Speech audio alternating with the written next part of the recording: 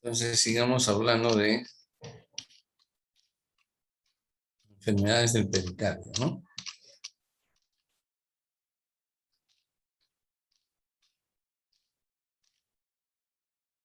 Muy bien. Entonces, ayer ya habíamos adelantado que la pericarditis aguda es la enfermedad más, o es la afección más frecuente del pericardio. Es común el antecedente de una infección viral respiratoria y muchas veces, muy frecuentemente, la, la etiología puede ser la misma, es decir, el virus, el virus que produjo la infección respiratoria es muy probable que sea el mismo agente etiológico de la pericarditis aguda.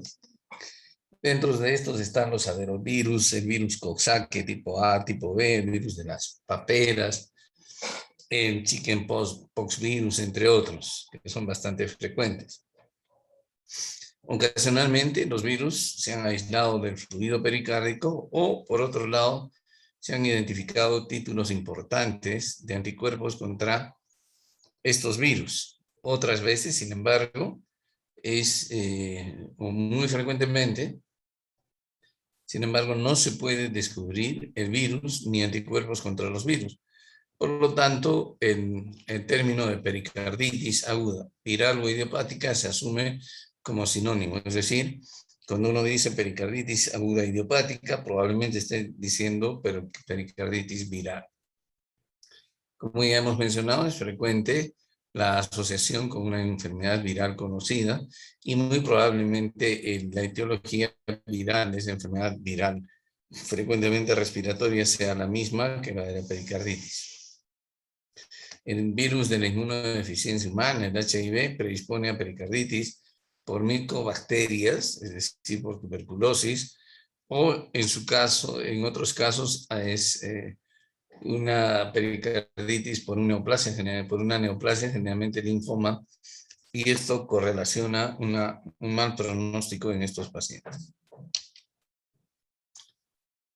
No, la pericarditis aguda se puede presentar a cualquier edad, pero es bastante más frecuente en adultos y jóvenes, y en adultos jóvenes en realidad, y está asociada a pleuritis y neumonitis, es decir, que hay afección pleural y también neumónica como consecuencia de la afección viral.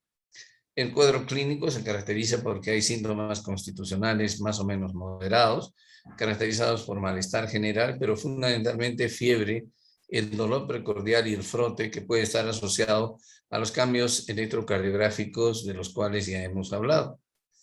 La evolución de esta enfermedad va de unos cuantos días a 4 semanas,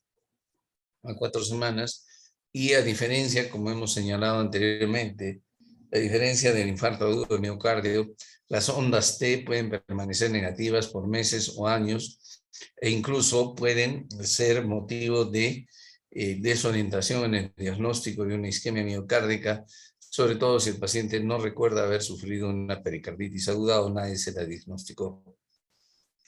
Las recurrencias ocurren en la cuarta parte de casos, ¿no? Entonces, tenemos aquí imágenes de pericarditis aguda. Estas son resonancias magnéticas caracterizadas por inflamación del pericardio, de pericarditis aguda. En general, no necesitamos hacer una resonancia magnética al paciente para diagnosticar una pericarditis aguda. El diagnóstico, en la mayoría de los casos, es clínico. Si buscamos bien fiebre, frote pericárdico, alteraciones electrocardiográficas o incluso a la ecocardiografía, un poco de derrame. El tratamiento de la pericarditis aguda está orientado al uso de reposo antiinflamatorios. Podemos utilizar cualquier antiinflamatorio no esteroideo, empezando por la aspirina entre 2 y 4 gramos por día, o el ibuprofeno entre 600 y 800 miligramos 3 veces al día, o la indometacina 50 miligramos 3 veces al día. En general, los antiinflamatorios se tienden a usar por lo menos por 2 semanas y después de evidenciada evidenciada la mejoría del paciente, se va disminuyendo progresivamente la dosis, no se suspende inmediatamente, sino se va disminuyendo progresivamente la dosis hasta que se retira completamente. Es aconsejable asociar el uso de antiinflamatorios al uso de colchicina, incluso entre 3 a 6 meses el uso de la colchicina, porque la colchicina también tiene un gran efecto antiinflamatorio y se relaciona con una reducción de las recidivas, de los cuadros de recidiva, ¿no? De las recaídas. Hay que tener en cuenta que la colchicina está contraindicada en los pacientes que tienen insuficiencia hepática o insuficiencia renal, que se aconseja aproximadamente 0,5 miligramos de colchicina en personas menores de 75 o esta misma dosis 2 veces al día en personas mayores de 70 kilos. A veces, cuando no se responde al tratamiento con antiinflamatorios asociados a colchicina, es necesario el uso de corticoides. No se aconseja el uso de corticoides a dosis plena por periodos prolongados, generalmente 2 a 4 días, y después se va disminuyendo, máximo una semana, y después se va disminuyendo la dosis.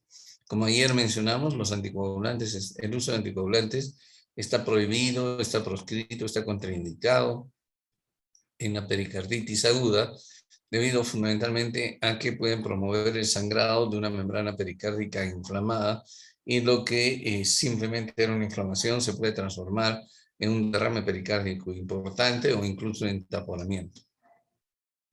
En las recurrencias se pueden utilizar inmunosupresores o inmunomoduladores como la azatioprina y la anakinra, que incluso se utilizó en esta pandemia, ¿no? Es un bloqueador de la interleuquina 1B. Es muy poco frecuente la necesidad de una pericardiotomía, que generalmente se realiza cuando las recurrencias son más frecuentes en 2 años, son muy frecuentes dentro de los 2 años y no han respondido al uso de azatioprina o anakinra, ¿no? No han respondido a eso. Usualmente, el tratamiento de la pericarditis aguda es ambulatorio. Usualmente no necesita hospitalización, salvo en algunas condiciones o en algunas situaciones. Por ejemplo, si el paciente tiene fiebre de 38 grados centígrados o más, el inicio subagudo o se asocia a un gran derrame pericárdico. Otras condiciones es que uno sospeche una etiología específica, como por ejemplo que se trate de un problema específico, tuberculoso, que se trate de un problema neoplásico o que se trate de una enfermedad autoinmune, probablemente como un lupus eritematoso. Salvo en esos casos, entonces es aconsejable la hospitalización para terminar estudios y para tratar adecuadamente al paciente. Un síndrome que nos puede producir el cuadro clínico de pericarditis aguda es el llamado síndrome post-injuria cardíaca. En este tipo de síndrome post-injuria cardíaca existe un común denominador en todas las afecciones que agrupan este síndrome de post-injuria cardíaca, y el común denominador es la sangre en cavidad pericárdica. Este síndrome de pericarditis aguda es una forma de pericarditis aguda. Ocurre entre 2 y 4 semanas después de la injuria. Puede ocurrir 1 a 3 días después del infarto de miocardio. No tiene casi las mismas características. ¿De qué injuria estamos hablando? Por ejemplo, de un infarto de miocardio. Por ejemplo, estamos hablando de un traumatismo, por ejemplo, de una perforación por la colocación de un catéter, o postcirugía cardíaca, ¿no? Postcirugía cardíaca, después de un reemplazo valvular, bypass, etcétera, todas aquellas situaciones en las cuales se haya lesionado el pericardio. Las recurrencias son bastante frecuentes en este tipo de patología, y se ha invocado dentro de la fisiopatología un mecanismo inmunológico, aunque se han determinado anticuerpos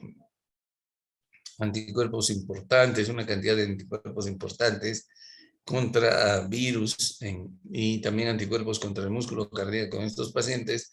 No se sabe realmente el papel de estos anticuerpos, así que El mecanismo inmunológico no se ha descartado por completo, pero tampoco está completamente probado.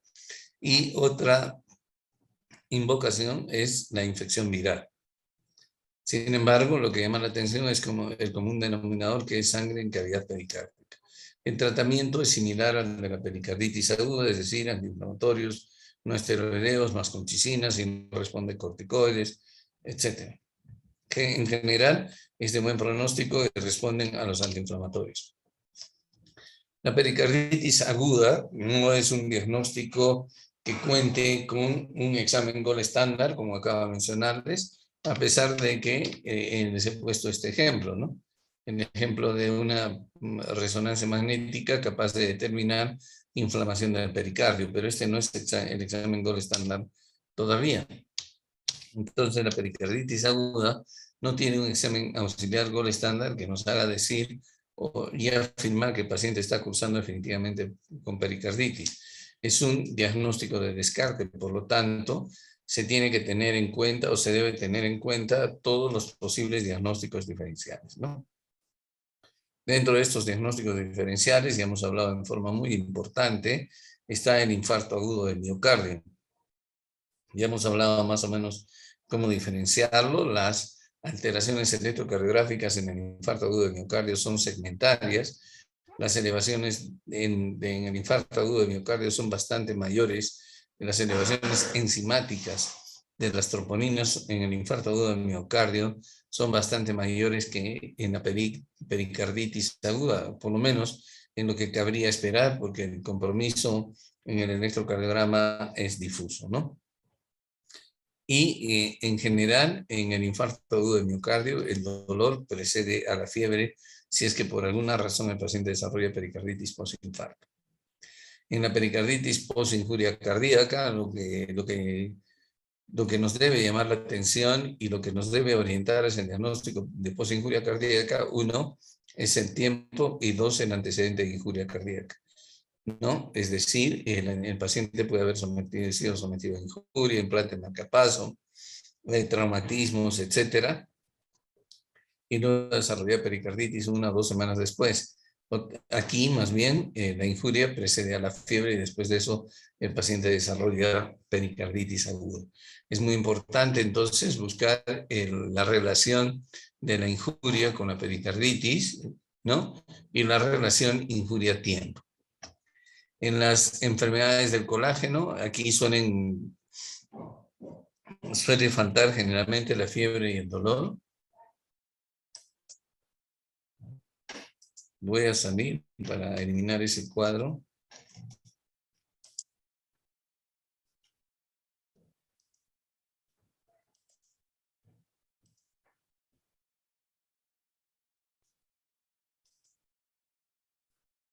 Bueno, en enfermedades del colágeno suele faltar la fiebre y el dolor y se caracteriza por un gran acúmulo de líquido alrededor, dentro de la cavidad pericárdica.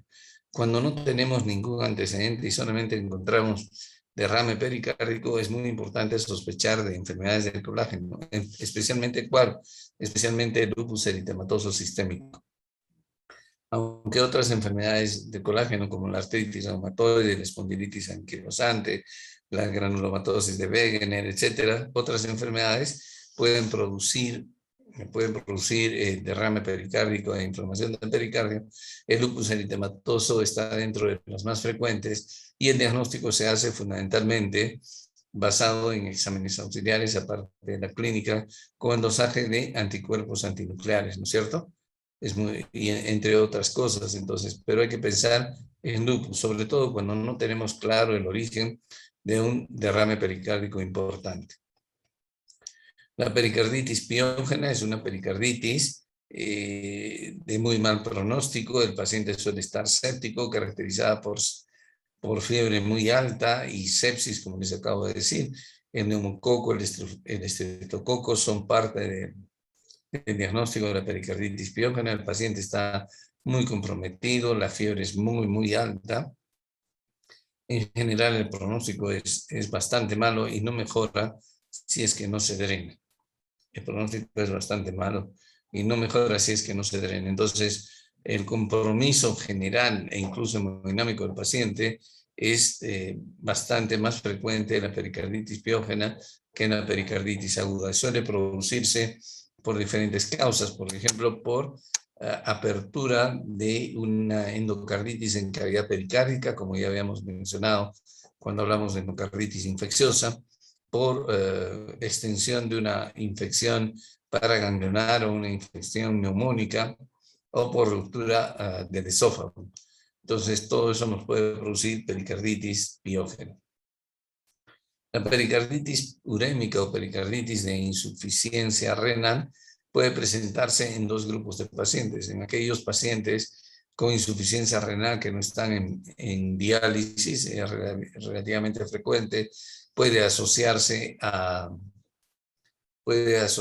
derrame pericárdico importante. El otro grupo de pacientes es la pericarditis de los pacientes con insuficiencia renal que se encuentran en hemodiálisis, ¿no?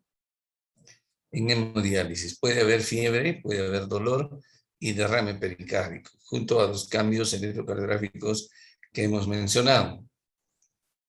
El tratamiento en estos casos es el uso de antiinflamatorios y en caso de que el paciente no esté en hemodiálisis, se le puede hacer diálisis, y en caso de que el paciente ya esté en diálisis, se le debe hacer una diálisis más frecuente, a pesar de que es frecuente en ellos, se le hace una diálisis más frecuente. La pericarditis neoplásica, como habíamos mencionado, la pericarditis urémica y la pericarditis neoplásica, cuando producen derrame, generalmente es de tipo hemático, sangre, sanguinolento.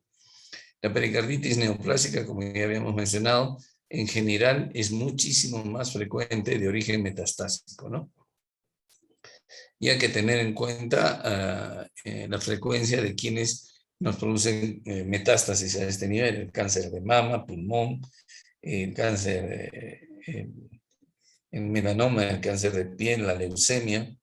Son cánceres que nos producen metástasis muy frecuentemente a nivel de la cavidad pericárdica. Y está ausente, suele estar ausente el dolor, y cuando hay derrame puede haber frote, ¿no? Desaparece el frote.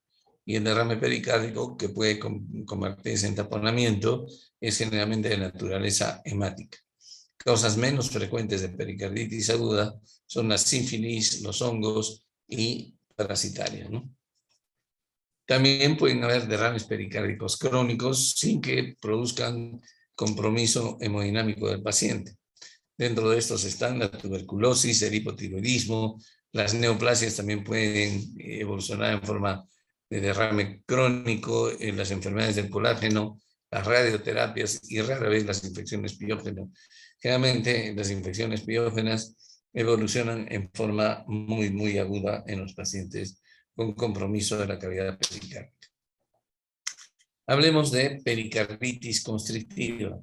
La pericarditis constrictiva se produce cuando el proceso de curación de cualquier forma de pericarditis, ya sea viral, ya sea piógena, ya sea urémica, neoplásica, etcétera, cuando el proceso de curación de cualquier forma de pericarditis va seguida de obliteración de la cavidad pericárdica. Obliteración quiere decir cierre, quiere decir reducción del área de la cavidad pericárdica, va seguida de obliteración con la formación de tejido de granulación. Este tejido de granulación posteriormente va a formar una cicatriz firme y dura que encasilla al corazón en una cavidad pericárdica rígida que no se distiende. ¿No es cierto? Una causa muy frecuente en países en desarrollo, en países como el nuestro, de pericarditis constrictiva es la tuberculosis, pero en realidad, como les acabo de decir, casi cualquier forma de pericarditis de la que acabamos de mencionar es capaz de evolucionar hacia pericarditis constrictiva. El proceso de curación, como ustedes ven, trae como consecuencia un engrosamiento de la membrana pericárdica, y además del engrosamiento trae como consecuencia fibrosis y reducción, y absoluta reducción o una absoluta desaparición de la elasticidad de la membrana pericárdica. Miren, observen el grosor normalmente es de 1 a 2 milímetros y en la pericarditis constrictiva es de hasta 100 veces más. 1 a 2 centímetros, ¿no? Esto es un ejemplo de pericarditis constrictiva tuberculosa. Observen el grosor de la membrana pericárdica y el encasillamiento del corazón dentro de la cavidad pericárdica. Desde el punto de vista fisiopatológico, ¿por qué se caracteriza esta patología? Se caracteriza por una alteración del llenado ventricular. Pero el llenado ventricular resulta impedido en la última fase de la diástole. La fase de llenado rápido no está impedida. La fase de diastasis sí está impedida y la fase también de contracción auricular resulta que está impedida. Entonces, ¿y por qué se está impedida la última fase de la diástole ventricular? Debido a que la distensión del ventrículo o de los ventrículos durante la diástole choca con una pared pericárdica rígida que no se distiende y que impide su llenado. A diferencia del taponamiento cardíaco, en el cual, como ya habíamos mencionado el día de ayer, toda la diástole en realidad está comprometida. Lo normal es esto. Se llena y poco a poco va aumentando el volumen intraventricular hasta que alcanza un máximo generalmente de 120 mililitros, entre 110 y 120 mililitros. Entonces, la característica de la pericarditis constrictiva es la restricción de la diástole, ¿no es cierto? La diástole está restringida, está disminuida, está impedida, pero fundamentalmente en los últimos 2/3 de la diástole, porque los ventrículos chocan contra un pericardio rígido. El llenado rápido no está impedido. ¿Esto qué ocasiona? Esto ocasiona fundamentalmente un aumento de la presión de fin de diástole. Es decir, ocasiona un aumento, a pesar de que el ventrículo no se llena adecuadamente, pero sí está aumentada la presión de fin de diástole. ¿Por qué? Por el pericardio rígido que impide que el ventrículo pueda distenderse durante la diástole. Entonces, estas presiones de llenado incrementadas,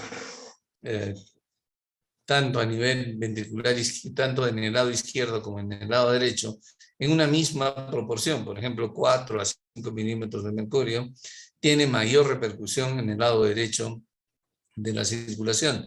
De modo que una elevación de la presión de fin de diástole debido a pericarditis constrictiva fundamentalmente tiene repercusiones hemodinámicas en el lado de la circulación venosa sistémica, ocasionando un aumento de la presión venosa sistémica, un tipo de involución yugular característico, hepatomegalia, ascitis, edema de miembros inferiores, es decir, todo aquello que caracteriza a insuficiencia ventricular derecha. En cambio, a nivel izquierdo, el incremento de este nivel de presión de 5 a 7 milímetros de mercurio a nivel auricular izquierdo no tiene mayor repercusión sobre la congestión pulmonar. Estos pacientes nuevamente tienen entonces evidencia de falla de ventrículo derecho o un cuadro clínico compatible con falla de ventrículo derecho, pero escasa congestión pulmonar. Algo similar al taponamiento cardíaco, similar aunque no igual, ¿no? ¿Y por qué no es igual? Porque cuando uno traza la curva de presión intraventricular, uno se encuentra con esta curva en raíz cuadrada, ¿no? Tanto del ventrículo derecho, como ven ustedes aquí, como del ventrículo izquierdo, una curva en raíz cuadrada. O sea, es una curva en raíz cuadrada. Y cuando uno traza la presión a nivel de la aurícula derecha, lo que encontramos es una onda Y profunda, una onda Y que va a coincidir con un ruido cardíaco que lo podemos confundir con un tercer ruido, pero que en realidad es un golpe pericárdico, una onda Y profunda. ¿Qué vemos aquí? Colapso de Y sin crecimiento de la onda B. Perdón, ¿aló?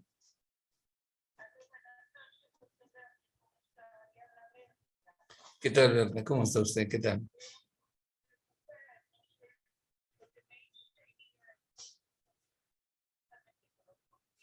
Ajá, cuéntese.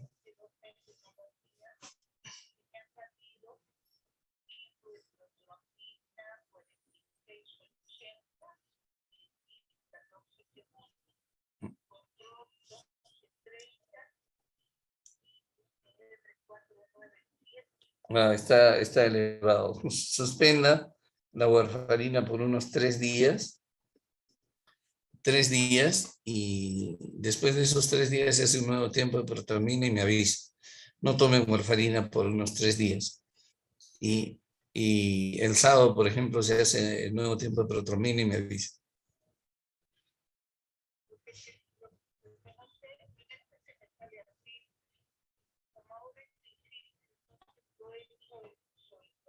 Está bien, no hay problema esto. Espero que sí, pero está bien que lo haya hecho.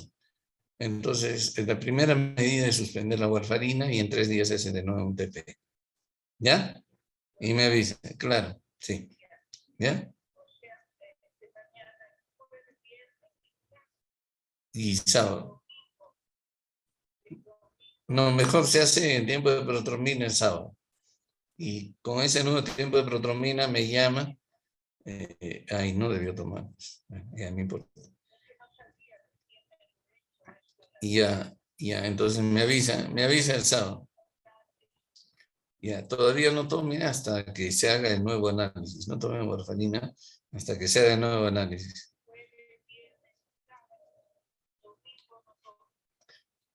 No, jueves, viernes y sábado, 3 días. Y el sábado se hace un tiempo de protromina. ¿Ya? No tome hasta que se haga el nuevo análisis. Así es. Es mejor en ayuno. ¿Ya? Ya, está bien.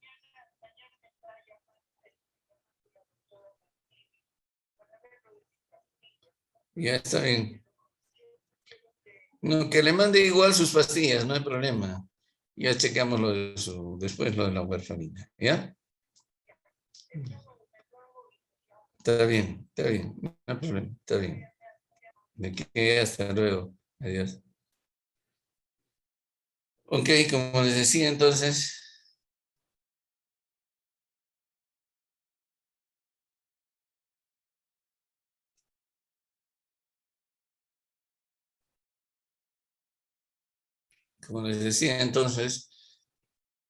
si trazamos las presiones del ventrículo derecho y del ventrículo izquierdo, el trazado es similar en raíz cuadrada. Y el aumento de la presión de fin de diástole es similar tanto en el lado izquierdo como en el lado derecho. Sin embargo, tiene mayor repercusión en el lado derecho de la circulación. Si trazamos la presión a nivel auricular derecho, encontramos esto, ¿no? Una onda X más o menos profunda, pero encontramos colapso de Y no asociado a ventricularización del pulso venoso, sino colapso de Y que se asocia a un golpe pericárdico. El golpe pericárdico sería producido por el contacto de las paredes ventriculares con el pericardio rígido. El cuadro clínico de esta patología se puede caracterizar por disnea de esfuerzo. ¿Por qué? Por la caída del gasto cardíaco del lado izquierdo. ¿Por qué caería el gasto cardíaco? Porque el ventrículo derecho se llena poco, cae también su gasto cardíaco y entonces la sangre que va a llegar al lado izquierdo también es poca, ¿no? El paciente tiene disnea, rara vez tiene ortopnea porque rara vez hay congestión pulmonar, hay palpitaciones, es muy frecuente que el paciente desarrolle taquicardia sinusal para tratar de mantener el gasto cardíaco o incluso fibrilación auricular. Y los signos de insuficiencia cardíaca son fundamentalmente del lado derecho, con ingurgitación yugular, hepatomegalia, ascitis, edema de miembros inferiores, ¿no es cierto? Ingurgitación yugular que se incrementa durante la inspiración, eso ya conocemos el signo de Kussmaul. El signo de Kussmaul consiste en que en vez de reducirse la ingurgitación yugular durante la inspiración, aumenta la ingurgitación yugular durante la inspiración y eso se conoce como signo de Kussmaul, ¿no? Este signo de Kussmaul es más frecuente en la pericarditis constrictiva que en el taponamiento cardíaco, mientras que el pulso paradójico, que también se puede ver en pericarditis constrictiva, es más frecuente en taponamiento que en pericarditis constrictiva. Entonces, es muy importante tratar de verificar este signo, el signo de Kussmaul, que la ingurgitación yugular se incremente durante la inspiración. Pulso paradójico ya hemos mencionado que se puede presentar en pericarditis constrictiva, pero no con la frecuencia en la que se presenta este signo en el taponamiento cardíaco. Y a su vez, el signo Kussmaul es más frecuente en la pericarditis que en el taponamiento cardíaco. Los ruidos pericárdicos se caracterizan por un ruido tipo chasquido, es decir, el golpe pericárdico que acabamos de describir y que coincide con el colapso de la onda Y a nivel del pulso venoso yugular. El electrocardiograma nos va a mostrar generalmente trastornos inespecíficos de la repolarización. Una onda T plana, puede haber fibrilación auricular. Ya hemos mencionado que el paciente puede tener taquicardia, palpitaciones por taquicardia, o muy frecuentemente también puede haber fibrilación auricular. La radiografía a veces no muestra mayor cosa, ocasionalmente, sobre todo en pericarditis constrictiva de origen tuberculoso, podemos tener calcificación pericárdica. Puede haber derrame pleural, sobre todo del lado derecho por falla del ventrículo derecho. Cuando uno le hace el Doppler, el ecocardiograma, en realidad no es el examen de elección para hacer el diagnóstico de pericarditis constrictiva. El ecocardiograma es el examen de elección para hacer el diagnóstico de taponamiento, pero no de pericarditis constrictiva. Sin embargo, nos puede ayudar mediante la técnica de Doppler a evaluar este signo muy sugestivo de pericarditis constrictiva, que es la variación de la velocidad de flujo durante el ciclo respiratorio a nivel de las válvulas auriculoventriculares. Tanto en la pericarditis constrictiva como en el taponamiento cardíaco, durante la inspiración, la velocidad de flujo aumenta a nivel tricuspideo y disminuye a nivel mitral. Y durante la expiración tiene un comportamiento contrario, es decir, durante la expiración, la velocidad de flujo disminuye a nivel tricuspideo y aumenta a nivel de la válvula mitral. Esta variación no es normal. De modo que este signo nos puede orientar en el marco clínico adecuado, ya sea a pericarditis constrictiva o a evidencia de taponamiento cardíaco. Pero es mucho más importante en el caso de taponamiento los signos de colapso ventricular y auricular que hemos mencionado, pero antes de que eso empiece también podemos ver esto. Problemas en la variación del flujo. Un aumento de flujo a nivel tricuspideo durante la inspiración, que sería lo normal, pero no tendría por qué ocasionar una reducción del flujo auriculoventricular a nivel de la mitral en inspiración. Eso es propio de pericarditis constrictiva, pero también de taponamiento cardíaco. Y viceversa durante la expiración. El examen gold estándar para el diagnóstico de pericarditis constrictiva, pues es la tomografía simple de tórax, una tomografía simple de tórax, donde vemos esto, ¿no? Observen, aquí ustedes pueden ver el corazón, no es necesario hacer una tomografía con contraste, el corazón y un pericardio sumamente grueso con algo de derrame. Un pericardio sumamente engrosado, ¿no? Es fundamental hacer este examen en todo paciente que se sospeche pericarditis constrictiva, porque esto nos permite establecer el pronóstico y el diagnóstico del paciente. La resonancia magnética también resulta útil, aunque más cara y por otro lado menos disponible para el diagnóstico de pericarditis constrictiva. Sin embargo, aquí tienen ustedes un ejemplo, el pericardio visceral, engrosado, lo mismo que el pericardio parietal, y evidencia de derrame entre las dos capas del pericardio, ¿no? Otra resonancia magnética, donde también se ve engrosamiento pericárdico y evidencia de líquido a nivel de pericardio. Sin embargo, el examen gold estándar, por su fácil acceso y economía, sigue siendo la tomografía simple de tórax, no es necesario que sea contrastada. Este examen es muy importante hacerlo otra vez. Esa es otra resonancia magnética donde ustedes ven porciones del pericardio muy engrosadas, ¿no? Estos exámenes son muy importantes hacerlos porque nos permiten diferenciar la pericarditis constrictiva de una patología que casi la imita en todas sus características, como es la cardiomiopatía restrictiva.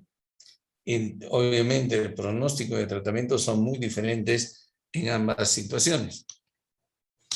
El tratamiento de la pericarditis constrictiva debe hacerse lo más extensa posible. Es decir, hay que extraer el pericardio en la forma más extensa posible, todo lo que se pueda. Y es muy importante hacer el diagnóstico en forma precoz, porque ocasionalmente el paciente puede no mejorar si hacemos, a pesar de la pericardiotomía. Después de la pericardiotomía, el paciente puede no mejorar de sus síntomas y de sus signos y de sus síntomas, por dos razones fundamentales. ¿Por qué? Porque si hemos tardado mucho en hacer el diagnóstico, es muy probable que el proceso fibrótico que afectó el pericardio también pueda afectar al músculo, invada el músculo, ese es uno. Y dos, por la reducción crónica en la pericardio. Los ventrículos o la naturaleza humana es algo así como ustedes, que si no se les está diciendo que estudien, que tienen que prepararse, que tienen que ser responsables, etcétera, y a pesar de eso no todos responden o escuchan el mensaje, o que se comporten bien, que no se salgan después de los orales y que luego regresen para que no les pongan falta, etcétera, que no sean criollos, que no sean vivos, ¿no es cierto? Todo eso igual son los ventrículos. La reducción crónica de la precarga condiciona que el ventrículo se desacondicione para trabajar con volúmenes mayores cuando se hace la pericardiotomía. Entonces es fundamental hacer un diagnóstico precoz o pensar en la posibilidad de que el paciente pueda tener eso para hacer un diagnóstico precoz, porque además de que si hacemos la pericardiotomía, a pesar de que sea lo más extensa posible, pero lo hacemos muy tardíamente, es muy probable que el paciente no obtenga los beneficios que queremos darle. Y dos, tenemos que darle tratamiento de la causa. Obviamente, si en nuestro país la causa más frecuente es la tuberculosis, es muy probable que este paciente tenga que recibir tratamiento específico, o por otro lado, puede ser un cáncer u otra cosa, entonces hay que darle el tratamiento de la causa a estos pacientes. Muy bien, si tienen ustedes alguna pregunta.